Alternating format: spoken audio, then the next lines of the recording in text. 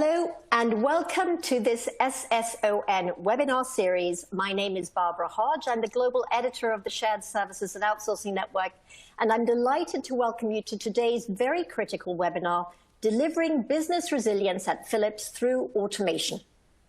The COVID pandemic has affected business-critical functions across enterprises in every country of the world. It has affected how we work, how services are provided to customers, and has forced us to rethink every single business strategy. In these difficult times, organizations like Philips have recognized the value of a future-proof business resilience strategy that can manage disruptive situations.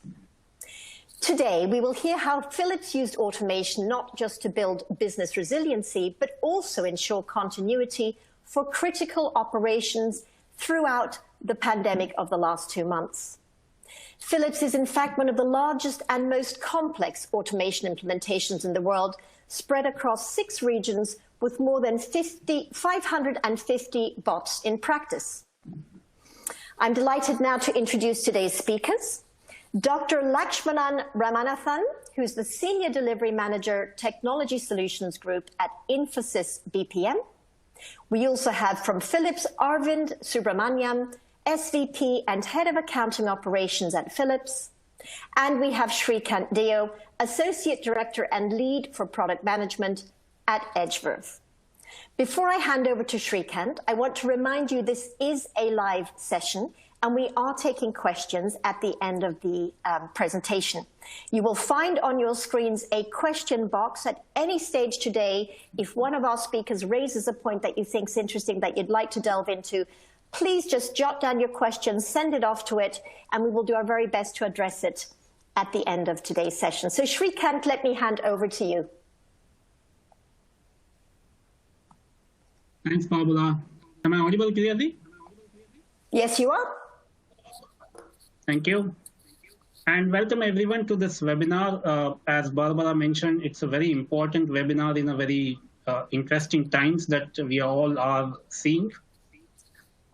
So before we get into the Philips experience, we just wanted to set the context in terms of what we are seeing businesses are like yours are experiencing. So as part of this research, EdgeVerve along with SSON conducted a survey recently on what the businesses are seeing as the trend in terms of these challenging times. And it was not surprising, some of the results that we saw. So for example, we asked the businesses about, do you see productivity implications because of obviously the COVID situation and the impact that it has on the working models that we all had. And it was not surprising, as I said, the results, but the scale of those was quite interesting. So almost 63% of practitioners are now feeling that they are not able to meet the operational SLAs on time. And this has jumped over 50% just within a month from March. Similarly, and which is more important, practitioners who have lost more than 50% of their servicing capacity, which obviously directly impacts the operational SLAs and the customer experience for those clients. They have seen almost 14% of practitioners came back in April as compared to just 2% in March, saying that they have lost more than 50% servicing capability. And it is very evident, the fact that businesses are impacted, businesses are struggling. So we also asked them a question as to what would they want to do in this situation? What are the steps that they are taking? What are the steps that they want to take? And again, not surprisingly, automation came out as a very, very strong choice. Close to about 56% respondent said that they wanted to increase the automation of processes given the tough times that they have, given the challenges that they are seeing on the workforce, given the challenges in terms of how people are able to service the clients. They would want to use automation more and more. So and this is why we thought that it is important for us to bring this very interesting case study today. Because what we are going to talk about is a client who kind of is ahead of the time as always. They saw this. I wouldn't say this sort of situation evolving, but they also obviously realized the need of business resiliency in these difficult times that we have. And they started investing in automation way back in 2017, almost 3 years back. So just to set the context on the client before we get into the esteemed speaker that we have. So Royal Philips is a as you know, is a health tech manufacturer, which is based out of Netherlands, but they have offices across the globe. And Royal Philips started the engagement with Infosys BPM way back in 2007 when they selected Infosys BPM to operate the shared services contact centers for them.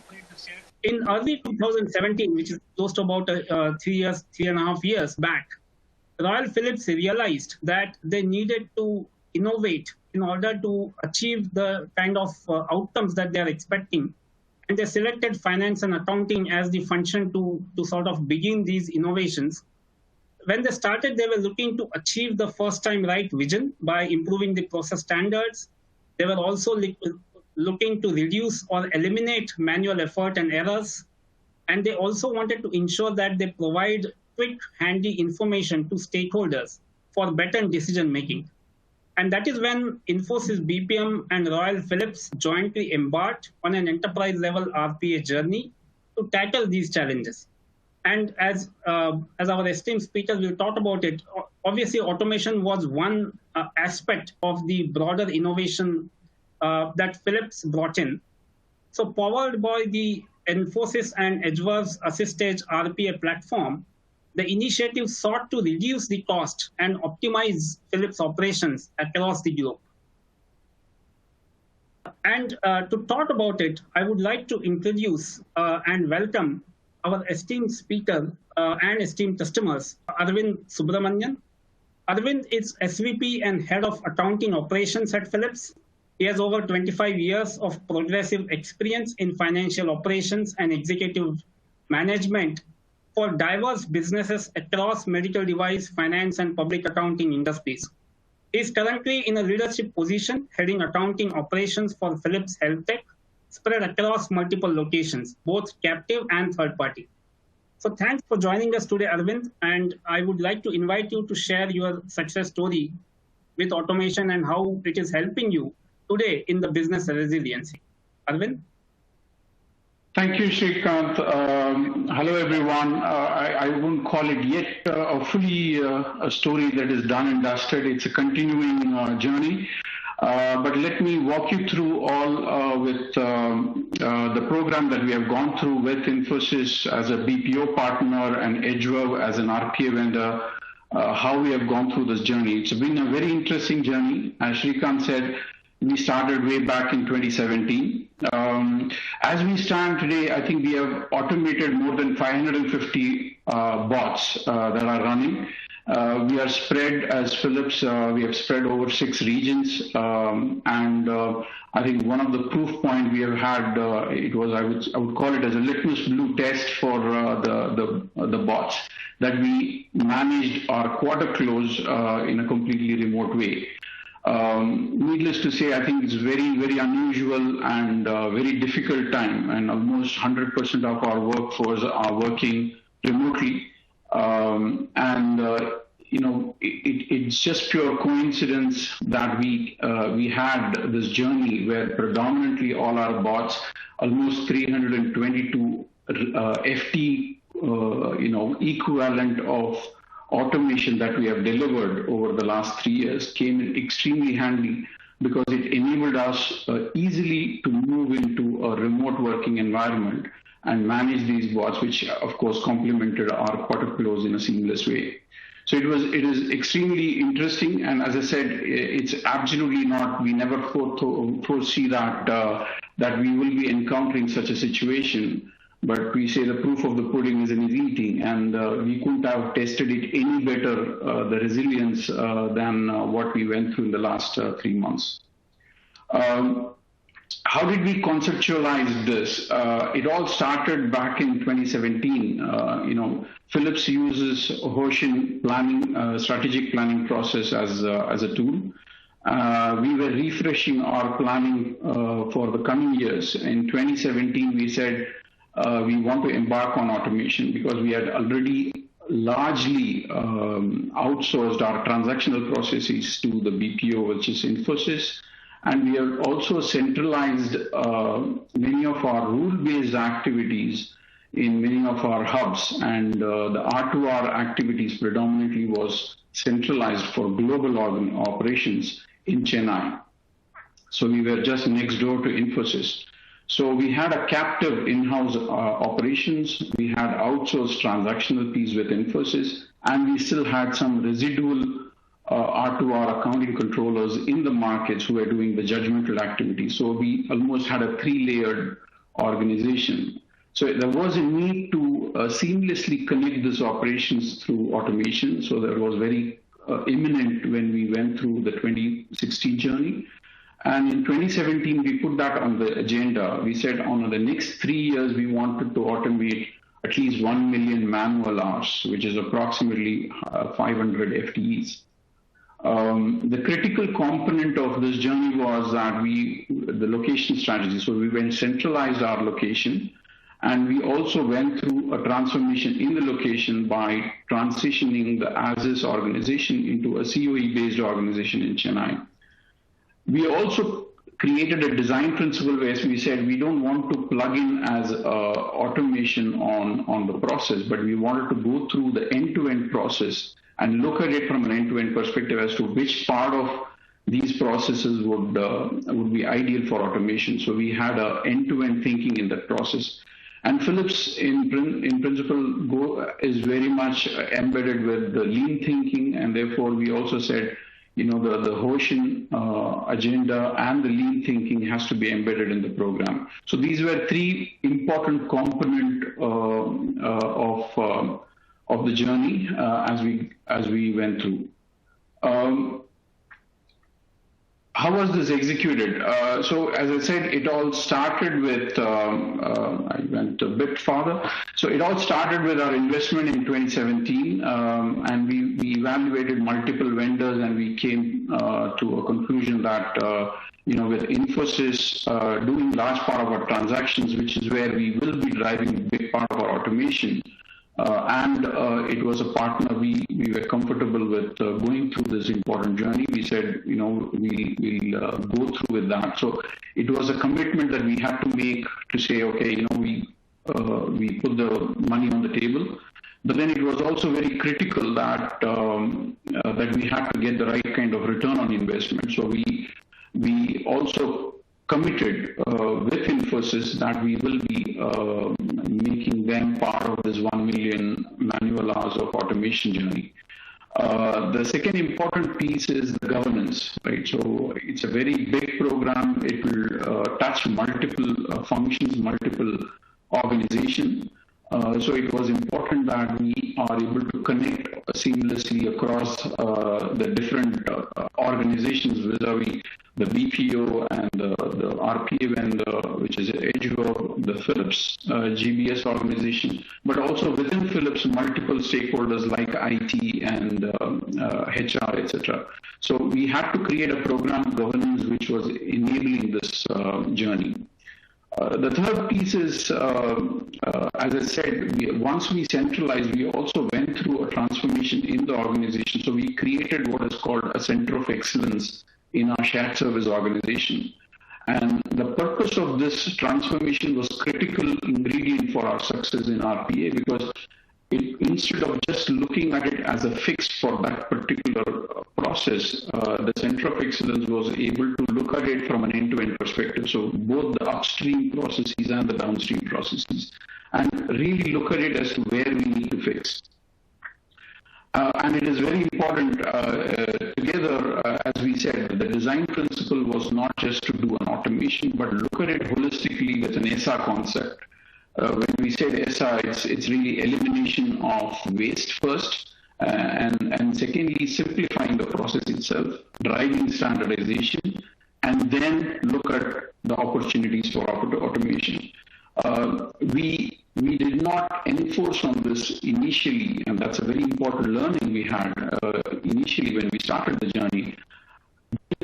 We realized that we are automating a lot of waste. So we had to pull the hand on and go back to the drawing board and say, no, we need to first look at this holistically and put an automation where it makes sense. So a lot of our automation was not in the back end. We started actually looking at where would it make most sense so that our input to the finance becomes first time right. So invariably, in many cases, like in revenue accounting, we started implementing bots, not in finance domain, but in order management and other places. And that's also very relevant and goes hand in hand with Center of Excellence because they were able to think through the end-to-end processes in an effective way. The left-hand pie chart shows the biggest impact we had. R2R was the biggest contributor in terms of automation because that's where we also went through the journey of transforming the organization into a Center of Excellence. If I look at the next piece, right? So we had many bots, as I said, more than 550 bots are up and running, right, in many domains. And my pet ones are always on the revenue accounting, which I will talk a bit about. So in revenue accounting, Philips has multiple business models, right? So we work on software business model. We have customer services. We have a product which is off-the-shelf shipping, and we have project businesses which are installable equipments. So in each of these business models, your end-to-end process works very differently, right from the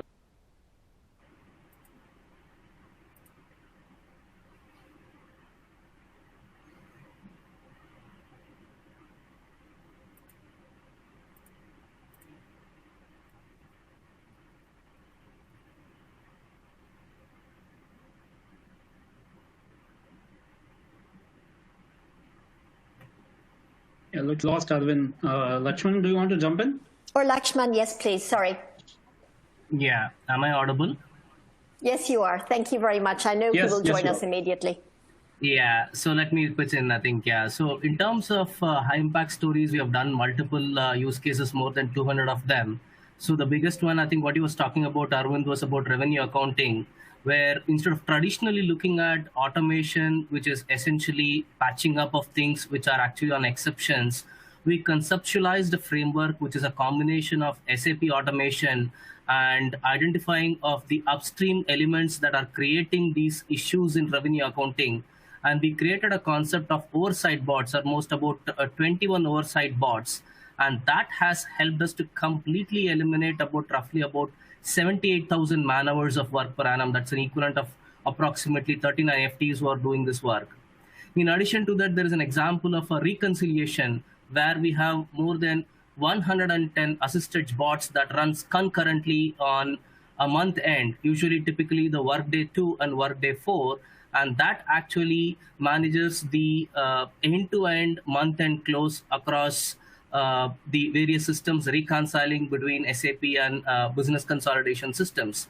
So typically we'll have, in a normal manual way, over about 200 plus associates who work together and process transactions continuously. And that with a combination of standardization simplification followed by 110 plus concurrent bots, we are able to kind of optimize the effort that is required for completing in less than about 20 minutes. And typically, and we are using an automatic scaling of these particular bots using Azure.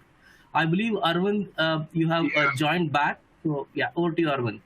Yeah, thanks. I couldn't have covered it better, Lakshman, so well done.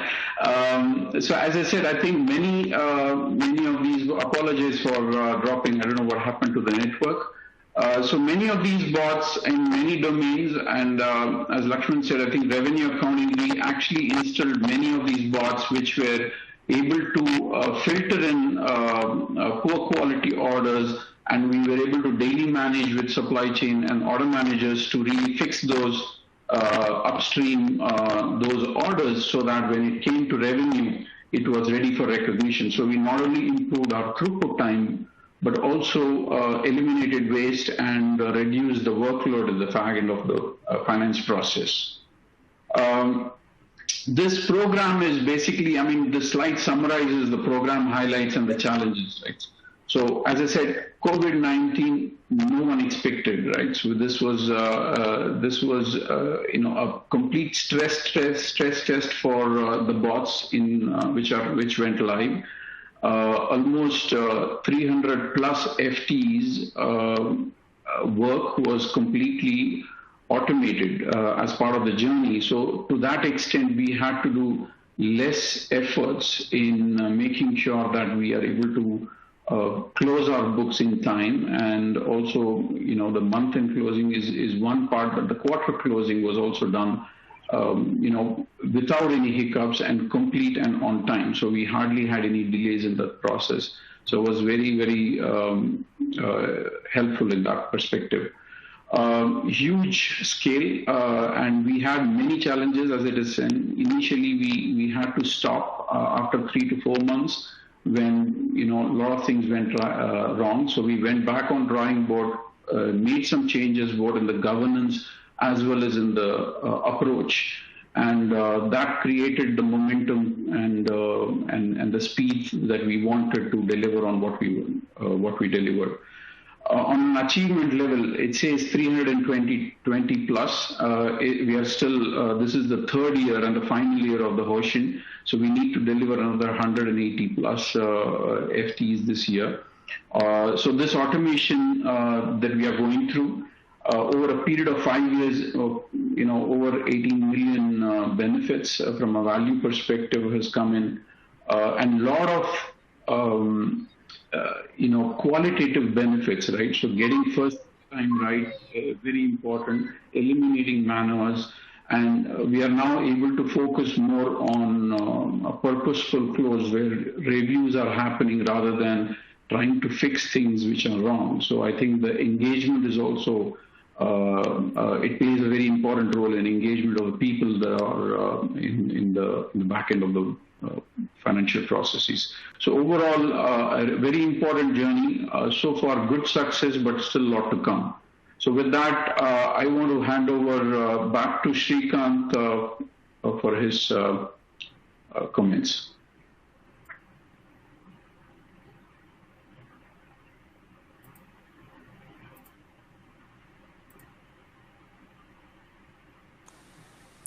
Srikanth, I think we're going to hand back to you now. You may still be on mute. We can't hear you. Sorry, yeah. Sorry, I was on mute. I'm really sorry. Yeah, I'm audible now? Yes, it's a common occurrence, okay. Not to worry. Yeah, thank you.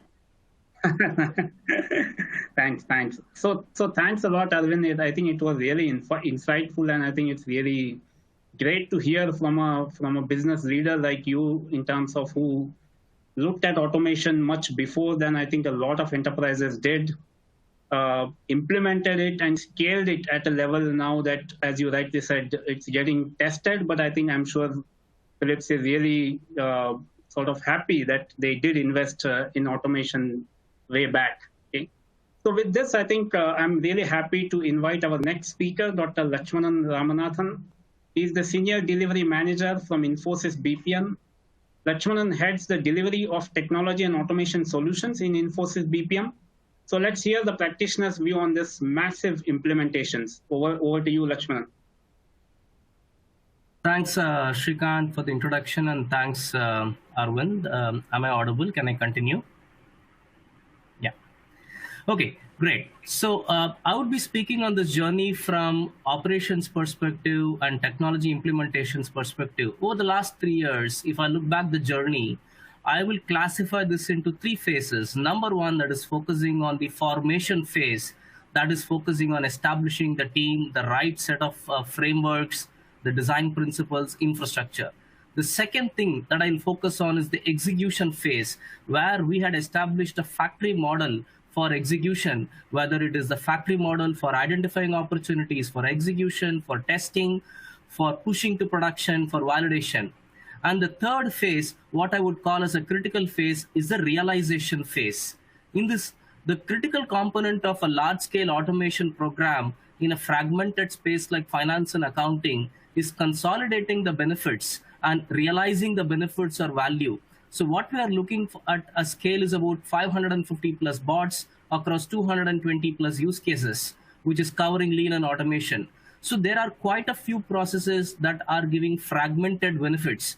So a complete realignment of operations were done with the collaboration and way of working between the business leaders in Philips organization and Infosys BPM operations organization well in advance of go live of these use cases. How do we kind of enable people from a humanware perspective so the contribution increases? How do we repurpose folks to ensure that we are redeploying? And I'm glad to state that 100% of folks were internally redeployed. In terms of stability of bots was an extremely critical phase where we have a 24/5 bot operations, RPA bot operation, which is running at 95% success rate. In addition, what is important, as Arvind said, the stress test for this program was tested in the middle of March with the global pandemic. So overnight, in middle of March, I still remember that where we had our BCP communications, 100% of the digital workers were switched from work from site to work from home. The technology has been enabled in such a way that it is completely on the cloud with connectivity remote enabled. So that kind of helped us to switch the bots overnight. And also with the 1,400 plus operations workforce, within less than 10 days, I'm glad to report, the complete operations business as usual was obtained. And March being a quarter end, it was all a panic moment, but we kind of succeeded. And as Arvind said, this kind of proved the kind of efficiency that we have delivered and the effectiveness that has helped us in stabilizing this particular operations. And it is not just the technical execution, the design behind the technical execution by way of microbots, or what I call it as reusable components, which are essential to figure out what kind of components across multiple developers should be done to reduce the to reduce the implementation time frame. We also were focused extremely on the IT security and quality aspect, and hence we got ourselves self-assessed and certified with a third-party agency on ISAE 3402, which is the SSAE certification from a SOC 1 Type 2 compliance perspective. Just like the way we do the assessment for manual operations, we identified the applicable IT general controls in total about 15 of them, covering incident management, security management, related to segregation of duty of the bots, change management, etc. And then that helped us actually for a stabilized RPA bot operations. A critical aspect, what I would think as the one that has worked for scale, is the strong program management. So when you have multiple groups working together for a common cause, it is a program management layer. And over time, what we learned and established is the change control board to control what goes in and what goes out, and a release control board, which is again a collaborative effort of Infosys team plus Philips team, application IT team to control what goes to production. All these things helped us to deliver at scale. So we have established what we call as a robotic operations command center. So with about 500 plus bots, it's extremely critical. We have more than dozens of servers. It is very difficult to monitor what is happening where. So we leveraged the framework within Assistage and built additional components that helped us for preventive and predictive maintenance. So what you see here is feeds coming in for more than 12 servers across 230 checkpoints from an infra perspective and platform perspective, and getting classified in multiple dashboards, which is also available for the support operations team as well as the business SMEs.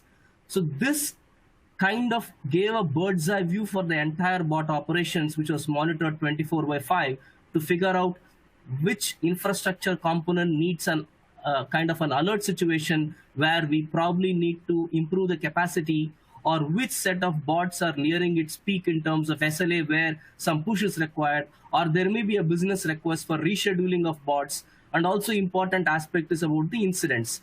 So this command center provided a perfect view for the operations team in terms of monitoring, effective monitoring. I'm coming to the summary slide, and which is a critical slide, and what I see as a critical success factor for an enterprise-wide rollout is organization change management. And that, as Arvind said, starts with sponsorship. Philips sponsorship was key to success here. So 3 years back, the vision was jointly created, an aspirational target of 1 million man hours with 500 FTE savings. So that's the kind of an aspirational target that charged all of us. And it is not just the target, it is the target that becomes a shared goal between the service provider, which is Infosys BPM, as well as Philips business. So hence it becomes like a single goal. And that I see as the critical change. And that drives the culture within the organization and within the team on in terms of investments, in terms of bandwidth allocation from Philips perspective, either for business or for IT, which I see as the topmost critical success factor for the program. Next comes is the ownership of what do I want to do. So typically some of the RPA programs starts with, can I do this small project? Can I fix this? But Arvind and team was very clear that let's not automate waste. We will focus on what our process should behave or be 3 to 5 years from now. And Arvind took the ownership for the vision. So for a given process, we identified the key folks who dedicatedly work on, who are pulled out of operations work, both from Infosys operations perspective and Philips business, to create the vision document for each process. And it went through multiple review.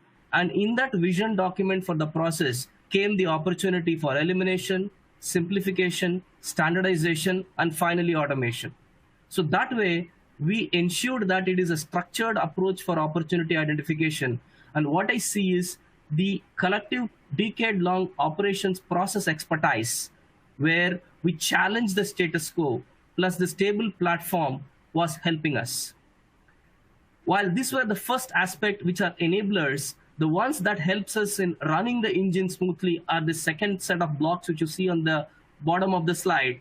It's a multi-tiered governance, a 4-tiered governance.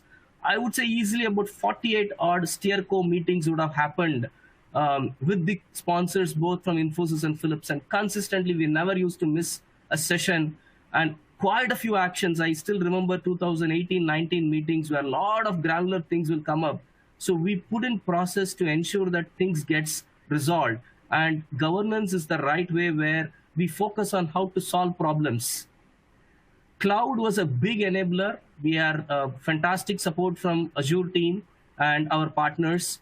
And as I highlighted in one of the case studies, we have a 30% leverage on the infra. So where we switch on and switch off the infrastructure selectively for 7 to 10 days a month, and thereby saving on the cost as well as on the efficiency.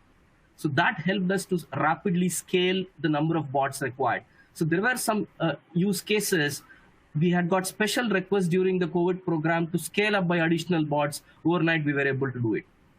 The next one I was talking about is the factory-based implementation approach, which is extremely critical. So the entire team should not focus on the larger goal of 1 million hours. It should be broken down to what is possible within their particular team with a complete supplier relationship between each and every modules. So that helped us actually to focus on a kind of bi-monthly releases. And finally, definitely the command center, which kind of gave the visibility, which helped us to stabilize the operations. So in terms of the complexity of the program, this is probably one of the complex finance transformation programs. So frankly speaking, in 2018, when we started this program, we were actually wondering how to go about. As I mentioned about the 3 phase of formation phase, which took about 8 months, the execution phase took about 12 months, and now we are in the value realization phase, where good part of 65% of the program value has been realized, and that is an ongoing journey. And this has been possible because of the efforts led by finance leadership within Philips, with an ambition and an aspirational target, and well supported by the Infosys BPM process knowledge and technology knowledge and the know-how, and collaborative with the assisted RPA platform. And that helped us actually to deliver this large transformation program. Over to you, Shrikant. Thank you, Lakshmanan. And I think, again, very, very interesting and insightful, I think, coverage from Lakshmanan in terms of how the team went about in implementing some of this very, very massive implementation that has spread across 3 years so far. And as Arvind mentioned, it is still going on. So in the last section of the webinar, what I wanted to cover is how the platform has kind of helped in this journey. And as a product manager of this Assist-Edge RPA platform, I have personally seen this entire journey. I have personally sort of lived through it in a way, because obviously a lot of these platform-related aspects came to me for resolution, for handling. So just to cover some of the platform capabilities that I believed that we in Assist-Edge had and that has helped in this journey so far. And also some of the capabilities that we are continuing to work on, as I mentioned and as Arvind also mentioned, this is obviously not the end of the journey. We are still continuing. So just to talk about a few of these from a platform point of view, one is, of course, the ease of configuration. As Lakshmanan mentioned, that this required development, configuration, and building bots at a very, very large scale. And almost 80% of the bots that have been made have touched the SAP application, which is obviously one of the core applications inside the F&A function. And it really helped that Assist-Edge RPA comes as a SAP certified automation configuration, including built-in SAP recorder. And we also have certified some of these automation capabilities with SAP itself. In addition to the SAP configuration capabilities, what has also helped as part of these implementations are the out-of-box configuration capabilities for many of the Microsoft products. And trust me, we have done some of probably the most complex automations using SAPs, using Excels, and using many of the SharePoint-related applications in this implementation. Another important configuration capability which Lakshmanan touched upon briefly is about the reusability. A lot of processes that were configured as part of these implementations required components that needed to be reused from one process to another. So Assist-Edge has a microbot framework which allows you to quickly configure one small component of the process, and then it can be reused across multiple processes by using this framework. And I think that has been probably used to the hilt in this particular configuration and implementation. The other aspects obviously have come to fore. One is about the centralized bot governance and monitoring. And as you can very easily imagine managing 550 bots, continuously performing business critical applications naturally requires a very robust centralized control, monitoring, and management capability for bots. And that is exactly what Assist-Edge Control Tower provides. And it also provides a lot of capabilities to monitor and manage the operational SLAs around which the bots are functioning. So all of that, again, were used very heavily during this implementation. Another critical point that Lakshmanan touched upon is the infrastructure monitoring. Naturally, RPA platform plays one role in this in a massive scaled implementation like this. A lot of important role is also played by the infrastructure that is supporting this platform. So it also helped that Assist-Edge could provide a very robust infrastructure monitoring dashboards, which we talked about earlier. And fourth, which is again very important point, is about enterprise grade security and reliability. Okay, and this is something which we have gone through this journey together. Okay, both the platform side as well as the implementation team.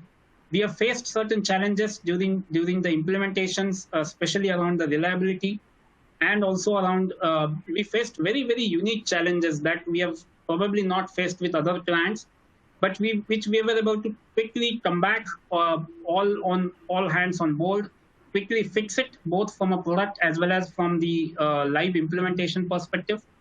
And I think I would, as a product manager, I'm very happy to say that both the platform has really matured with all this experience.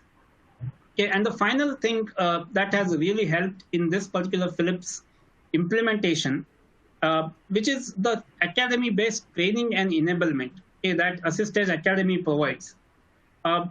Obviously, this kind of implementation could not have been done by a small team or a single team. And in this particular case, both in BPM as well as an internal team within Philips have contributed and developed and configured bots separately. As Lakshmanan talked about, the factory-based model has been implemented. And to do that, it was important that each of these team members were trained, were enabled, were even certified to ensure that they know how to use the product. They are expert in automation. They are also expert in monitoring and governance of the bots. And all of that was done through the training and enablement platform of Assist-Edge. So overall, I think, as I said, of course, there were certain capabilities that Assist-Edge had that has helped in implementing automation at such a scale in Philips. But at the same time, I would also acknowledge and agree that the platform has also become mature because of this massive experience that we have got over the last 3.5 years. Okay. So with this, I think we have come to the end of the webinar. So I will hand it over to Barbara for running a very quick survey. Barbara? Thank you so much for that, Shrikant. We've had fantastic insights from 3 really experienced practitioners. So for all of you listening in, this is the time to jot down the questions you'd like to ask. All 3 are staying on and will be available. So in the meantime, let's ask a quick poll question. What would you like to do next? So having heard today's presentation and what can be done through automation, would you like to speak to an automation expert and see how you can build a business resilience strategy? Would you like to request a demonstration of Assist-Edge to start your business resilience journey? Or would you like to get more information on how automation can make your business more resilient? Please press on the relevant answer for you, and someone will be in touch to help you with that. So in the meantime, we're going to go over to some of the questions we have received from the audience. And again, please put any questions you have into the chat box, into the question box. Let's start with this one. Very good presentation and initiative to Dr. Lakshmanan. The question is, were the critical to success parameters defined well in advance, and what were they? So perhaps we could start with positioning that one to Arvind, and then perhaps Dr. Lakshmanan, you could add something on. So the question again is, were the critical to success parameters well in advance, and what were these? So I'll probably go first, Barbara. I think what we wanted to achieve was very clear. As I said, it was part of our Hoshin journey, and we said we wanted to automate close to 1 million manual work hours over the next 3 years. So that was the flag post was clear. The journey, of course, was broadly defined as to what we want to do, how we want to do. Resource planning was done. But as I said in my presentation, we had to revisit that back because the first 3-4 months were very bumpy, and we had a lot of pitfalls and things were not going right. So to say that we had it all chalked out as to what we want to do, critical success factors, all of it upfront was probably not true from a Philips perspective. We had to be very agile and adapt and learn and change our approach as we move through the journey. That's where I would say, Lakshman, your thoughts. Yeah, sure. Right, Arvind. I think while the end goalpost was clear, the interim parameters was refined. I think I still remember, Arvind, our journey of program review we did in early 2019, completely revising the way in which we will revise the metrics of success of the program. Earlier, we used to pick up any use cases that comes to us and jump into development. But then we took focus in terms of strategic use cases. We focused in terms of measuring the interim outcomes of the team, suspending some projects. There were a lot of use cases that were in production. We kind of had to decommission as well. So if you ask me, Is the goalpost clear? Yes. The interim milestones, at least twice in the program, we revised to ensure that it reaches the end goal. So from that perspective, it was an iterative journey, as Arvind said. Thank you very much. Excellent. We have a question here for Shrikant. Shrikant, per your experience, what do you think companies should be doing differently to get a successful result at this level of their automation program?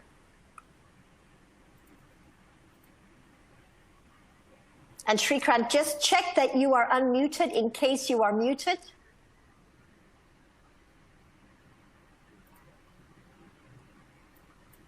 Yeah, I'm sorry, not sure I was muted. Okay, yeah, no so problem, no problem. I think, yeah, I think as Lakshmanan has seen, I think has covered some of the success factors. I would probably just repeat some of them. I think first and foremost, as Lakshmanan mentioned, the vision of the business sponsor and the very aggressive target is extremely important. Because what that does is it kind of sets the implementation and even the platform free from any limitations. Okay, we don't really think about whether we can do it. We know that in this particular case, we knew that we had to scale at that level, and we just had to remove any bottlenecks that were really blocking us from achieving that scale. So I think the vision and the sponsorship from the business sponsor is probably the number one scale factor that I would probably talk about. And then second is obviously the implementation team's understanding of the business, understanding of the platform, and how to combine these two to ensure that the implementation goes really smooth and achieves the business outcome. I think that's very important. And the third, of course, it needs a platform that supports the kind of scale. Okay, and having, as I mentioned, having gone through this journey personally as well as with the rest of the team, I can tell you the scale really brings a lot of challenges. Okay, something which you have probably never thought about when you start your journey. Okay, and a platform, a partner that has gone through some of the needs, that understands the challenges and that knows how to overcome these challenges. I think that's another very, very important factor. So I would probably summarize that into these three factors: the business sponsorship, an implementation team that understands the business and platform well, and a platform and a partner who understands how to scale. Yeah, thank you, Shrikant. I think the scale of this particular implementation really delivers some excellent learnings. You mentioned bottlenecks just now. One of the questions we've received is, what was the biggest bottleneck or the biggest learning? Arvind, let me position that question to you first, and then perhaps I'll hand it to Dr. Lakshmanan. Yeah, thanks. I think to pick one bottleneck would be difficult. I think many, I would say, and some of this initial learning, as I would say, is largely because when the technology came in and we wanted to automate, and there's a huge ambition to automate, we immediately jumped into action. And I think there were a lot of BPO, BPEs who look at the process from an end-to-end perspective. They started saying, oh, I know this is broken, we need to fix this. So we saw a lot of these use cases coming in, quick use cases for execution, but they were not really yielding value. We were kind of automating waste. So to step back and really say, hey, let's look at it end to end, and maybe RPA is not necessarily the only solution. Let's look at it and create some design principle from an end-to-end perspective. Where do we want to do and what do we want to do was a very, very important learning. And I think that's very true for RPA. I think with the moment technology comes in, I think we have an inherent ambition to jump in and do it. I think that was for us from a program perspective very important. Besides that, I think governance was very critical because it touches so many people within Philips and also outside. So different stakeholders have to be connected. So stakeholder management, change management within the organization was very critical. So I think those are, for me, the big balls of areas where we had to spend some time on. Lakshman, for you. Thanks, Arvind. I think you spoke from business perspective. From technical perspective, I think I would say when you scale up something for 10 bots, 20 bots is very different from when you have to technically design for 100 bots and 200 bots, which has to dynamically scale. So we learned a lot in that process. So that I would say as a technical learning. Business bottlenecks, I think, completely covered by Arvind. Humanware enablement or enabling the operations associates on the automation program where the ideation or the ownership comes from within. I think that was the biggest enabler and which kind of helped us to identify opportunities. So identification of opportunities was a challenge in 2018, which is no more a challenge. We have more pipeline in hand than our execution capability. So that enablement, which is a lesson that we learned in unlocking the potential of our own team members who are the specialists, who have spent years together in operations, who are able to identify opportunities, is the biggest enablement that we have done to get things moving. Back to you, Barbara. Yeah, excellent answers. Thank you very much. Great insights. Arvind, you mentioned change and governance just now, and one of the questions we received is whether you could give us perhaps some examples of governance and change that helped to make this program a success. Yeah, I think change management, I'll take change first. I think change management is a very important change, right? So I think the business process was changing. With automation, people had to, they were redundant. So there was a lot of change management largely happening in Infosys. I would ask Lakshman to comment on that. But then also we need to create a support organization to oversee bots and make sure that if something fails that we are able to catch.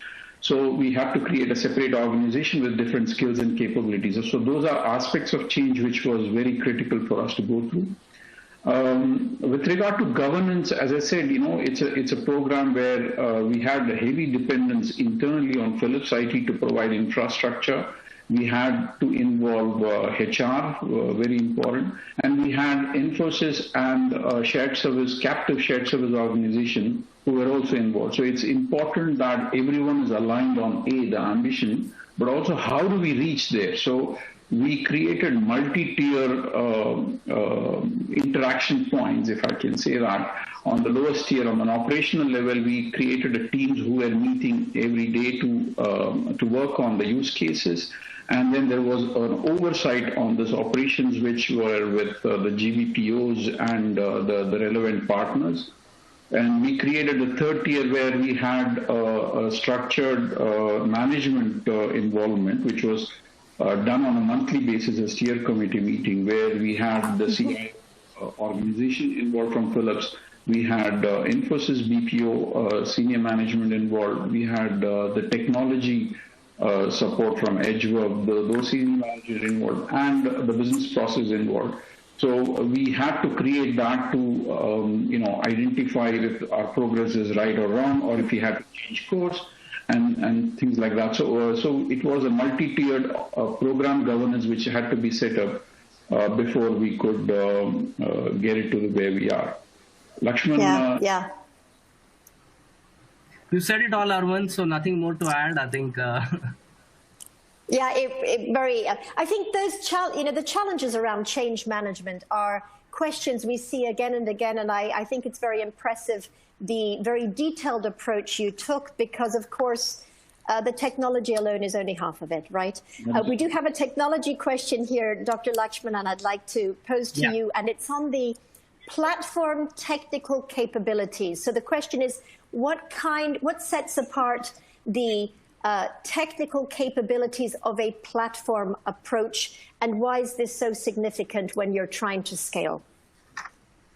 Yeah, thanks. Yeah, that's a very good question. So in terms of when we do automation at scale, I think what we need is platform that has the automatic identification capabilities of underlying application changes. So fundamentally, RPA as a technology operates at the surface of the application. So the ability of the platform to understand the changes and auto-heal are, I would say, advanced technology capabilities. And second, security is a critical element. So just like the way we manually track segregation of duties of the operations associates, these bots now have a complete power on the underlying financial applications. So the credential vault, in terms of the advancements of the ability to access, so we had put in a multi-layered governance on who gets what access to the application. So to ensure that the access is protected and the changes that are happening by the bots are happening by design, and these kind of technology advances are required. So RPA, as I think one of the questions was answered, the complexity of the program was not on the actual automation, which is a small technology component to get things done, but conceptualizing that and framing that and executing that is the complex aspect. From a platform perspective, I would say auto heal and information security are two critical aspects. Thank you so much. I appreciate the insights. I'm going to combine two questions here. And Arvind, I think we'll start with you. So the question is, R2R is generally considered to be very fragmented. What can you tell us about learnings in creating a bot to do these tasks? And the follow-on is, do you plan to expand bots outside finance and accounting?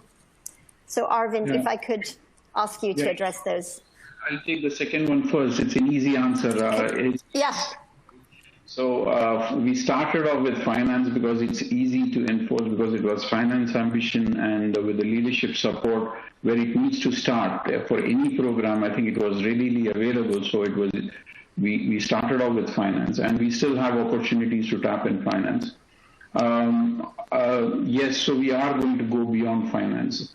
The first part of the question on the fragmentation of R2R, yes, it is fragmented, but what we did first was to also organize this more from a process perspective, right? So if you really eliminate month-end closing, which is on its own, but if you really look at fixed assets accounting, payroll, or procurement side of the P2P side, you can look at it holistically from an end-to-end perspective, right? For example, we had a lot of rework in payment process because, the prices and the PO were not matching with the invoices. So we actually went back and said, what is causing those differences? And created which seamlessly updated price and info records from what was agreed with the vendors.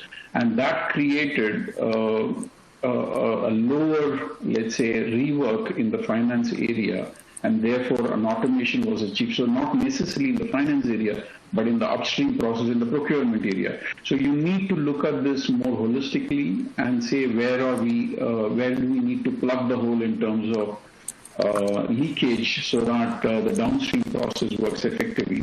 So our design principle was also not to immediately jump on with an RPA. While it was a program on RPA, we basically said, let's use the underlying technology most effectively, and then... I'm afraid Arvind's line has dropped, so I think he was nearing the end of his session. Dr. Lakshman, is there anything you wanted to add in terms of what you see at other clients about the complexity of certain finance processes? Yeah, so indeed, finance and accounting is a fragmented process. And as Arvind said, I think the focus was on standardization and simplification. So a lot of customers do still work on what they can control and focus on service providers to focus on, okay, automate what you can do. But I think that's a very different approach we took in Philips, that we will not automate broken processes. We will not do 10 automations for the same process for different markets. I think that's a conscious view that is taken by Philips leadership.